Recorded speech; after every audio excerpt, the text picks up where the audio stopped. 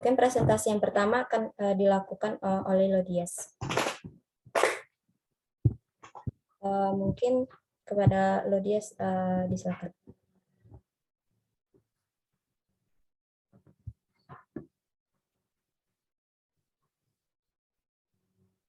Baik, saya akan menjelaskan, mempresentasikan indikator pembangunan. Pertama yaitu yang meliputi ekonomi pembangunan, yang ada 4 yang terkait dalam presentasi dalam pembahasan kali ini, yaitu pertama itu pertumbuhan ekonomi, kedua struktur ekonomi, ketiga indikator kemakmuran, 4 ekor. Baik, yang pertama yaitu pertumbuhan ekonomi. Pertumbuhan ekonomi merupakan peningkatan nilai serta jumlah produksi barang dan jasa yang dihitung suatu negara dalam suatu kurun waktu tertentu berdasarkan beberapa indikator, misalnya saja naiknya pendapatan nasional, pendapatan per kapita, jumlah tenaga kerja yang lebih besar dari jumlah pengangguran, serta berkurangnya tingkat kemiskinan. Pertumbuhan ekonomi juga diartikan sebagai proses perubahan yang secara berkesinambungan menuju kondisi yang lebih baik dalam kondisi perekonomian suatu negara. Ekonomi suatu negara sendiri dapat dikatakan bertumbuh jika kegiatan ekonomi masyarakatnya berdampak langsung kepada kenaikan produksi barang dan jasa. Yang kedua yaitu struktur ekonomi. Struktur ekonomi atau yang disebut ekonomi struktur mengacu pada karakteristik dasar sebuah perekonomian yang dikaitkan dengan berdasarkan pendapatan atau pembentuknya dalam suatu negara, yang seperti yang kita lihat, yaitu dalam bidang pertanian, peternakan, kehutanan, perikanan, pertambangan, penggalian, industri, listrik, gas, dan air itu berdasarkan struktur pendapatan ekonomi atau struktur bagaimana berdasarkan lapangan usahanya. Selanjutnya yaitu indikator kemakmuran. Indikator kemakmuran adalah ekonomi merupakan salah satu aspek terpenting di suatu negara. Setiap negara pasti ingin perekonomian di negaranya bertumbuh. Pertumbuhan ekonomi merupakan suatu tanda bahwa kondisi perekonomian suatu negara sedang maju, keadaan yang lebih baik. Untuk menilai kondisi perekonomian sebuah negara diperlukan indikator-indikator ekonomi seperti gross domestic bruto, GDP, tingkat pengangguran, dan tingkat inflasi. Indikator-indikator ekonomi tersebut dapat menunjukkan apakah negara tersebut mengalami penurunan ekonomi atau ekspansi ekonomi. Indikator ekonomi tersebut dapat mempengaruhi kemakmuran suatu negara. Kemakmuran suatu negara dapat dilihat dari pendapatan nasional di setiap negara. Pendapatan nasional tersebut berasal dari rata-rata pendapatan tiap penduduk suatu negara. Apabila indikator ekonomi tersebut baik, maka kemakmuran negara tersebut juga baik, dan sebaliknya. Selanjutnya itu ekor. Ekor yaitu incremental capital output ratio atau konsep ekor pada awalnya dikembangkan oleh Sir Ray Harold dan F.C. Domar, yang lebih dikenal dengan Harold Domar, yang intinya dia menunjukkan adanya hubungan antara peningkatan stok kapasitas produksi dan kemampuan masyarakat, yaitu untuk menghasilkan output yang diharapkan adalah semakin tingginya peningkatan kapasitas produksi, semakin tinggi pula output yang dihasilkan. Ekor secara sederhana diartikan sebagai besaran yang menunjukkan banyaknya penambahan kapasitas produksi atau investasi yang dibutuhkan untuk dapat meningkatkan output sebanyak suatu unit satuan atau secara matematis koefisien. Ekor dinyatakan sebagai rasio antara penambahan investasi terhadap penambahan output. Sebenarnya tambahan output tidak hanya dipengaruhi faktor investasi yang ditanamkan, akan tetapi juga dipengaruhi oleh variabel-variabel lainnya seperti pertumbuhan pada produktivitas, utilisasi, kapasitas produksi. Faktor-faktor yang mempengaruhi investasi adalah kemajuan teknologi dan penyerapan tenaga kerja. Akan tetapi dalam penghitungan import di sini tidak dibahaskan dalam ini karena memaksimalkan waktu. Sekian dari saya, Lodias Elwood. Saya kembalikan. Baik, itu presentasi dari Lodias tentang indikator pembangunan. Nah, selanjutnya presentasi yang kedua yang akan dilakukan oleh Safa Azumi, yaitu dengan judul proyeksi indikator pembangunan. Nah, mungkin moderator lupa memberitahu bahwa presentasi ini cuma 5 menit ya, teman-teman. Ini pindah host dulu.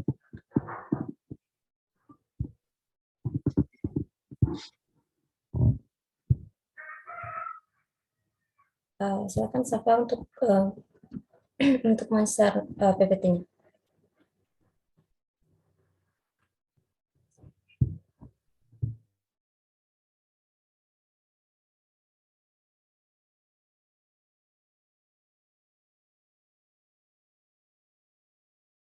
Oke, baik. Assalamualaikum warahmatullahi wabarakatuh. Perkenalkan, nama saya Safa Azumi dengan nomor BP 16105 11 026. Di sini saya akan membahas terkait dengan proyeksi pembangunan. Proyeksi pembangunan sendiri itu memiliki 3 metode. Yang pertama aritmatika, yang kedua ada geometrik, dan yang ketiga ada eksponensial. Untuk metode aritmatika, metode ini dikenal juga dengan sebutan metode rata-rata hilang. Metode ini digunakan untuk memperoleh angka pertumbuhan penduduk secara periodik dan relatif konstan. Rumus yang digunakan dalam metode ini adalah PT sama dengan PO tambah 1 tambah R kali T. Yang mana PT adalah jumlah penduduk tahun ke T, PO jumlah penduduk tahun ke O, R laju pertumbuhan penduduk yang dipresentasikan, dan T adalah jangka waktu dalam tahun dari PO dan PT. Selanjutnya ada metode geometrik. Metode ini digunakan apabila jumlah penduduk peningkatannya menunjukkan angka yang relatif sama dari waktu ke waktu. Untuk rumus yang digunakan pada metode ini ada PT sama dengan PO dalam kurung 1 tambah R kurung T. Yang mana PT adalah jumlah penduduk tahun ke T, dan PO adalah jumlah penduduk tahun ke O, dan R adalah laju pertumbuhan penduduk, dan T adalah jangka waktu dari PO ke PT. Selanjutnya ada metode eksponensial. Metode ini digunakan untuk menggambarkan penduduk yang terjadi tidak signifikan. Rumus yang digunakan pada metode ini adalah PT sama dengan PO dalam kurung atau dikali 2,7 tutup kurung R kali T. Yang mana keterangannya juga sama ya. Mungkin itu aja dari saya untuk proyeksi pembangunan. Selebihnya mohon maaf apabila ada kekurangan, dikembalikan. Baik, itu presentasi dari Safa Azumi tentang mengenai proyeksi indikator pembangunan. Nah, selanjutnya itu dari Ihsan mengenai teknik proyeksi.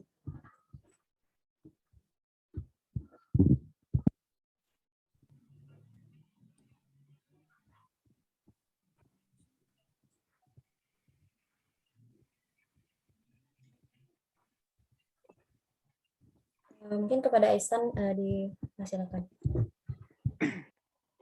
Baiklah, saya Fitra Ihsan akan menjelaskan mengenai teknik proyeksi dalam bentuk contoh. Jadi kelompok kami mengambil proyeksi dari daerah Damasraya. Yang pertama itu proyeksi 5 tahun belakang. Kami akan membahas mengenai proyeksi 5 tahun belakang dan 20 tahun ke depan. Yang pertama dari metode aritmatika.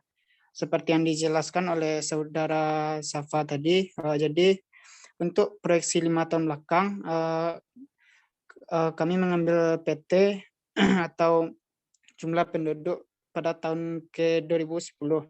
Jadi dimasukkan ke dalam rumus PT sama dengan P0 1 ditambah R dikali T, yang dimana PT tersebut adalah jumlah penduduk tahun ke T, PO jumlah penduduk ke 0, R laju pertumbuhan penduduk, dan T jarak antara PT dan P0. Jadi dari data PDRB yang kami dapatkan dimasukkan ke dalam rumus, yaitu 4.542.599,47 dikali 1 tambah 0,043 dikali 4. Dengan demikian dijumlahkan yang dalam kurung dan selanjutnya dikalikan dengan 4.542.599,47. Maka dengan demikian didapatkan hasil 5.323.956,57. Selanjutnya untuk proyeksi 20 tahun ke depan dengan menggunakan rumus PT sama dengan P0 1 ditambah R dikali T. Jadi dari data PDRB tersebut didapatkan angka bahwa dengan 7.709.700,35 dikali 1 ditambah 0,043 dikali 19. Didapatkan hasil 7.709.700,35 dikali 1 ditambah 0,817. Setelah dijumlahkan pengurungan, maka 7.709.700,35 dikalikan dengan 1,817, yang dimana didapatkan hasil 14.8.525,53. Selanjutnya metode geometrik. Untuk proyeksi 5 tahun ke belakang menggunakan rumus PT sama dengan P0 dikali 1 ditambah R pangkat T. Bisa di-scroll nya. Jadi untuk proyeksi 5 tahun belakang didapatkan data 4.542.569,47 dikali 1 ditambah 0,043 pangkat 4. Setelah dijumlahkan yang dalam kurung, maka 4.542.569,47 dikali dengan 1043 pangkat 4. Pangkat 4 dari 1043 didapatkan hasil 1,18, sehingga setelah dikalikan maka dengan 4.542.599,47 maka didapatkan hasil 5.375.782,38. Selanjutnya proyeksi 20 tahun ke depan menggunakan metode geometrik. Dengan menggunakan rumus yang sama didapatkan data 7.709.700,35 dikali 1 tambah 0,43 angka 19. Pengurungan tersebut mendapatkan hasil 1043, yang mana di pangkat 19 maka didapatkan hasil 2,22. Selanjutnya dikalikan dengan 7.709.700,35 maka didapatkan hasil 17.156.921,29. Dan yang terakhir menggunakan metode eksponensial. Untuk proyeksi 5 tahun ke belakang menggunakan rumus PT sama dengan P0 dikali dengan 2,7182818 pangkat R dikali T. Dari data dimasukkan ke dalam rumus tersebut, maka didapatkan 4.542.569,47 dikali dengan 2,7182818 dengan pangkat 0,043 dikali 4. Maka dikalikan pangkat tersebut dan didapatkan hasil 0,174. Untuk pangkat untuk 2,7182818 pangkat 0,174 didapatkan hasil 1,19 dan dikalikan dengan 4.549.569,47. Maka didapatkan hasil 5.405.693,37. Dan yang terakhir proyeksi 20 tahun ke depan dengan menggunakan rumus yang sama dan dimasukkan data, maka didapatkan 7,79.700,35 dikali dengan 2,7182818 pangkat 0,043 dikali 19. Untuk pangkat dikalikan maka didapatkan hasil 0,817 dan 2,7182818 dipangkatkan dengan 0,817 maka didapatkan hasil 2,26 dan dikalikan dengan 7,709.700,35 maka didapatkan hasil 17.452.437,3. Sekian dari penjelasan saya, dikembalikan kepada moderator.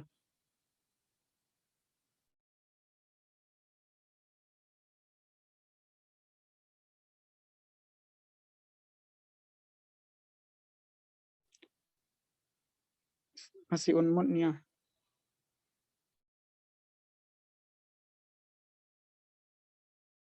Terima kasih. Mungkin itulah presentasi dari Ihsan tentang teknik proyeksi. Nah, selanjutnya yaitu presentasi yang akan disampaikan oleh Adripan. Maaf. Tunggu sebentar ya teman-teman.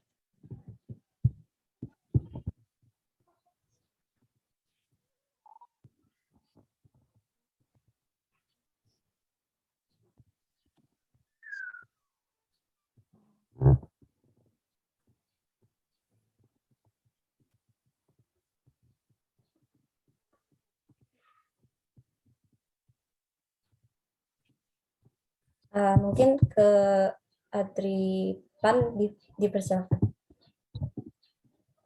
Baik, terima kasih. Saya Andripan Ilham akan membahas materi tentang tren linear. Persamaan tren linear dengan menggunakan PDRB Kabupaten Dharmasraya 2010 sampai 2001 atas harga konstan menurut lapangan usaha.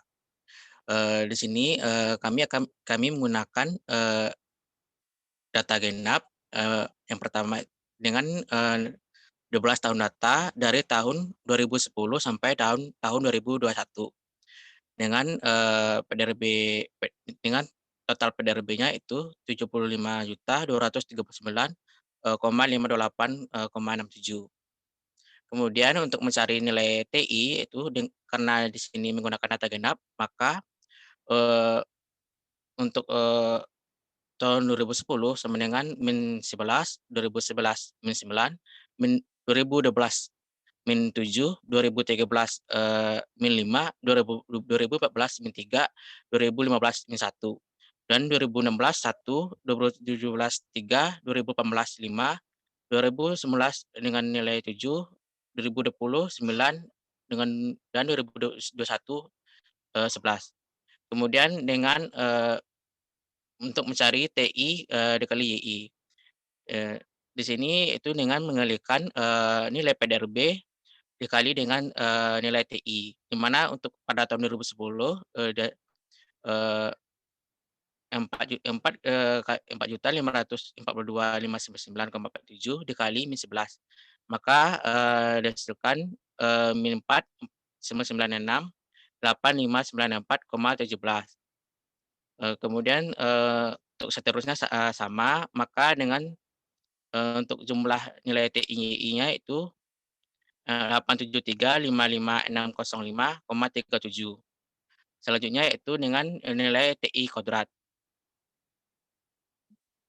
Di mana pada tahun 2010 dengan di mana pada tahun 2010 itu didapatkan dari nilai TI itu min 11 kodrat, maka hasilnya 121. Kemudian untuk tahun 2011 dengan nilai 81, 2012 49, 2013 25, 2014 9, 2015 1, 2016 1, 2017 9, 2018 25, 2019 49, 2020 18 1. Kemudian untuk tahun 2021 dengan hasil 121, maka skema TI kodratnya itu 572.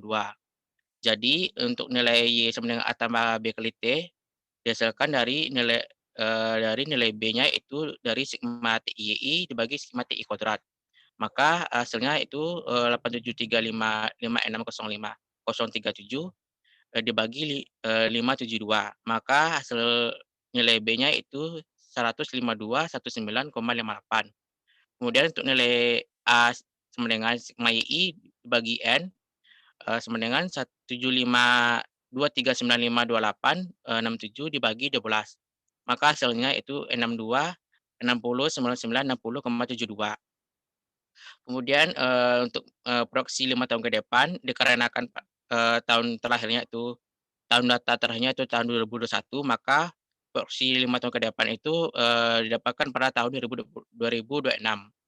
Maka untuk mencari nilai TI sama dengan TI tambah I kurang 1 dikali beda, maka T 2026-nya sama dengan min 11 tambah 17 kurang 1 dikali 2, sama dengan min 11 tambah 32 sama dengan 21. Maka nilai proyeksinya itu Y sama dengan A tambah BT sama dengan 62, 60, 99, 60,72 ditambah 15, 219,8 dikali 21. Maka hasil proyeksinya itu pada tahun 2026 dengan hasil 9.477.012,10.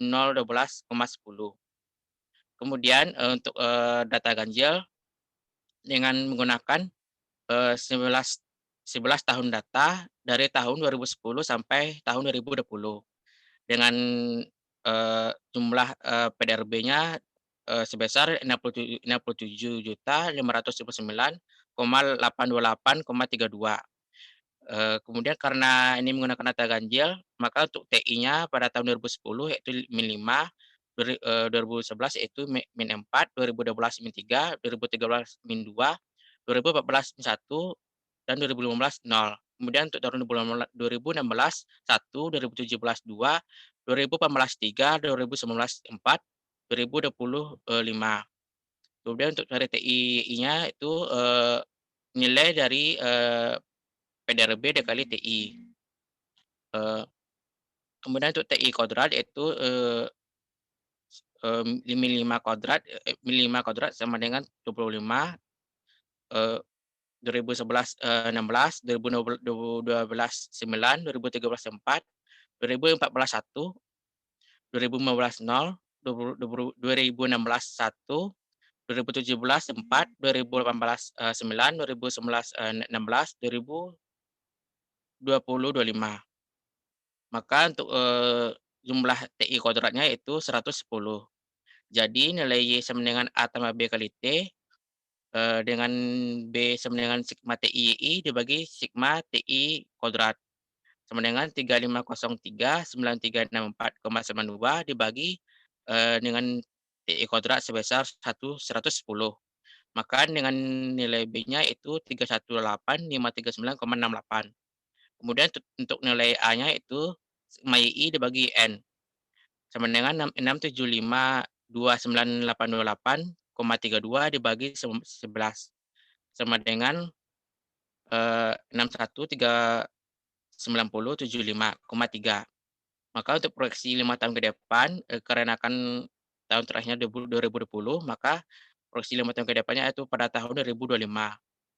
Dengan T 2025 sama dengan min 5 tambah 17 kurang 1 dikali 1 sama dengan min 5 tambah 16 sama dengan 11. Maka untuk proyeksinya itu Y sama dengan A tambah B kali T sama dengan 613.9075,3 ditambah 318539,68 dikali 11. Maka untuk hasil proyeksi tahun 2025 ini yaitu 9.643.011,78.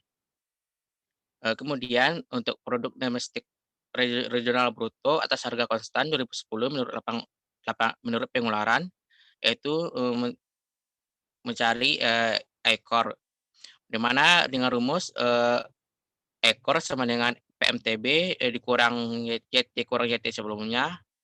Di sini menggunakan 12 tahun data dari tahun 2010 sampai tahun 2021. Di mana untuk mencari ekornya yaitu PMTB dikurang YT sebelumnya dengan untuk tahun 2011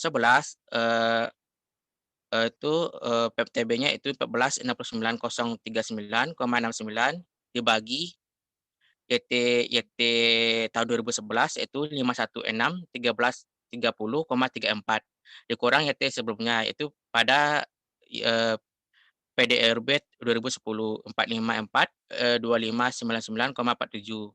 Maka dengan hasil pada ekor 2011 yaitu 2,37.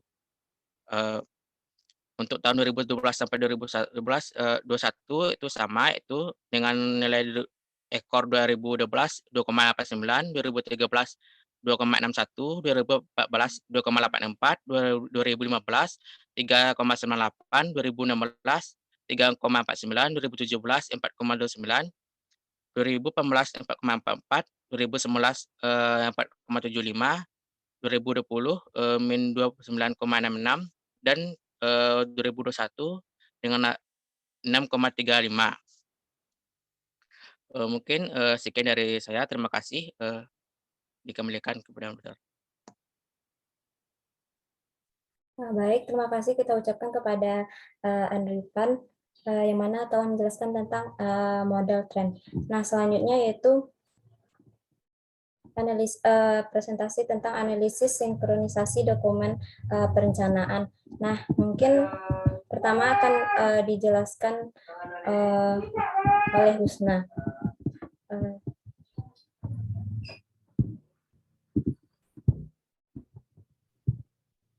Nah, kepada Husna dipersilakan.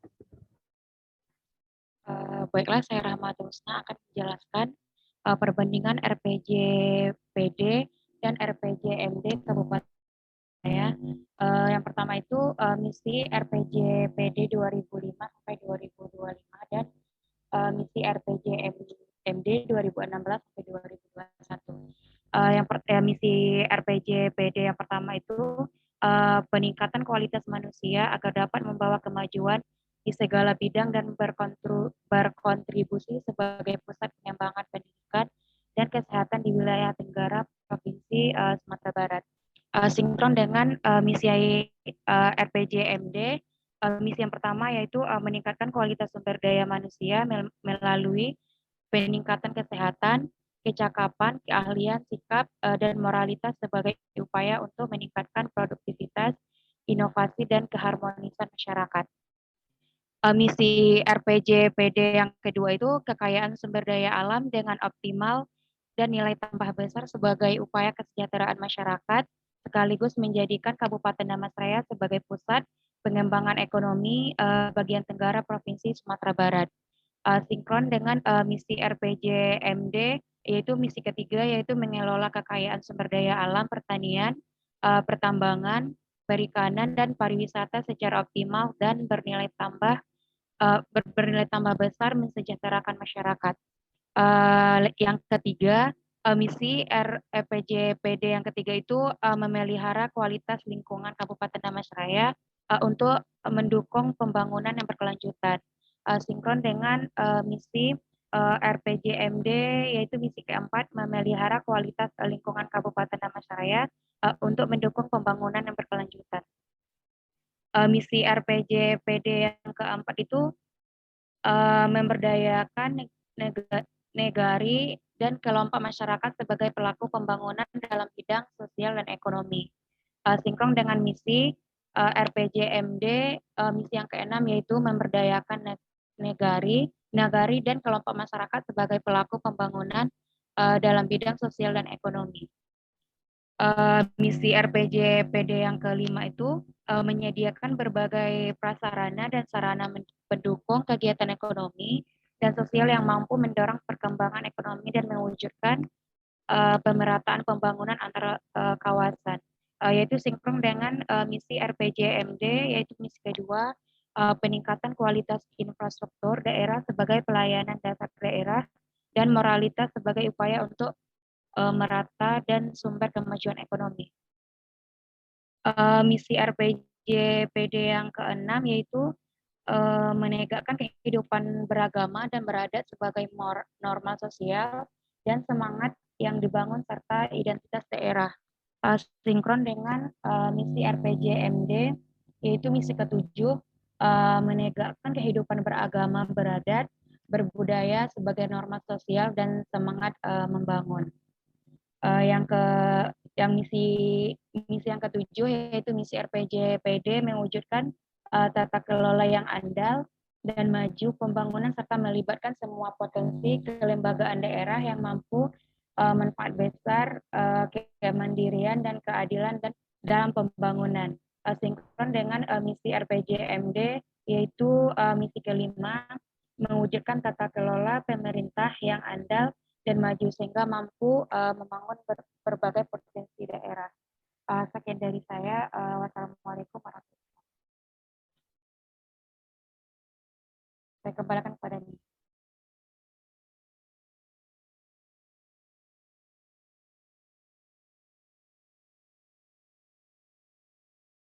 Baik, terima kasih Husna yang mana telah menjelaskan tentang perbedaan RPJMD dengan RPJPD. Nah, selanjutnya yang terakhir yaitu yang akan dijelaskan oleh saya, yaitu mengenai tentang misi RPJMD dengan isu strategis.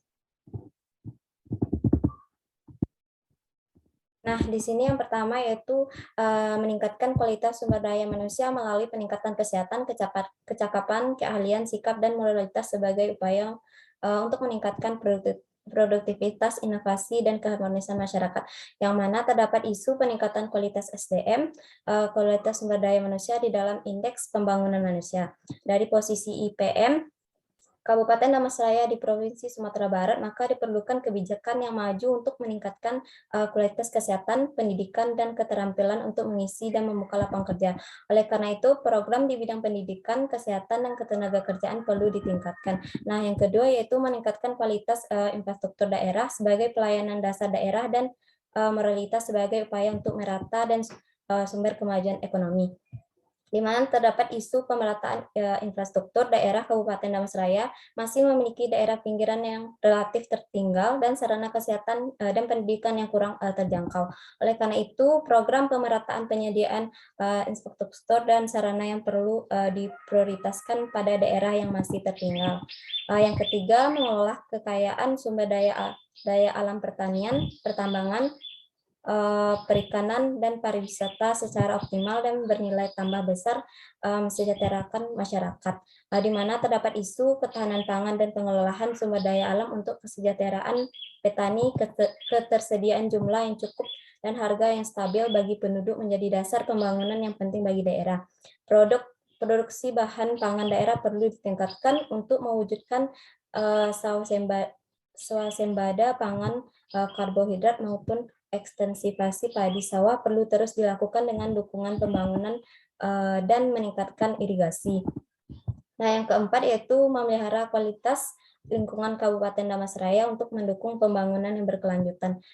Isunya itu pengendalian pemanfaatan ruang Kabupaten Damastraya sebagai bagian DAS Batanghari rentan terhadap pencemaran sungai serta ancaman bencana alam banjir dan longsor jika pembangunan dilakukan tidak terkendali. Oleh karena itu, pengendalian pemanfaatan ruang perlu dilakukan dengan lebih ketat dengan memperkuat fungsi peran instansi perizinan dan pemanfaat ruang. Yang kelima, mewujudkan tata kelola pemerintah yang andal dan maju. Nomor 5 itu mewujudkan tata kelola pemerintah yang andal dan maju sehingga mampu membangun berbagai potensi daerah. Nah, di mana isunya itu pelayanan kesehatan menjadi penting untuk Kabupaten Damastraya yang terdapat di wilayah terluar Provinsi Sumatera Barat dengan jarak menuju Kota Padang. Rumah sakit Damastraya perlu dibangun selain untuk melayani penduduk sekitar juga berperan melayani kecelakaan sepanjang jalan lintas Sumatera. Sarana puskesmas, posyandu, polindes berikut tenaga medis dan paramedisnya perlu ditingkatkan ketersediaannya. Upaya pencegahan seperti sosialisasi kesehatan dan KB perlu juga diintensifkan. Nah, yang nomor 6 yaitu memberdayakan nagari dan kelompok masyarakat sebagai pelaku pembangun dalam bidang sosial dan ekonomi. Adapun isunya itu membangun berbasis nagari berupa ujung tombak pembangunan daerah. Nagari perlu dipersiapkan dengan dasar perencanaan yang kuat serta membangun institusi sosial ekonomi untuk menggerakkan berbagai potensi dan peluang ekonomi. Dasar perencanaan nagari tersebut berupa profil nagari berbasis teknologi informasi dan selalu update dan terpercaya. Institusi pembangunan sosial ekonomi nagari salah satunya dengan membangun badan usaha milik nagari. Nah, yang terakhir yaitu menegakkan kehidupan beragama, beradat, dan berbudaya sebagai norma sosial dan semangat membangun. Isunya yaitu pengembangan identitas daerah Kabupaten Damastraya yang memiliki latar belakang sejarah yang penting di Nusantara perlu untuk terus melakukan investasi, pelestarian, dan pengelola khasanah warisan budaya yang kaya tersebut. Berbagai upaya perlu dilakukan untuk menjaga warisan budaya yang ada sebagai identitas daerah yang membanggakan bagi generasi sekarang dan yang akan datang. Nah, mungkin itulah isu dari RPJMD dari Kabupaten Damastraya. Nah, mungkin dari penjelasannya tadi mungkin berakhirlah sesi presentasi kita, yaitu kelompok 1 ya teman-teman.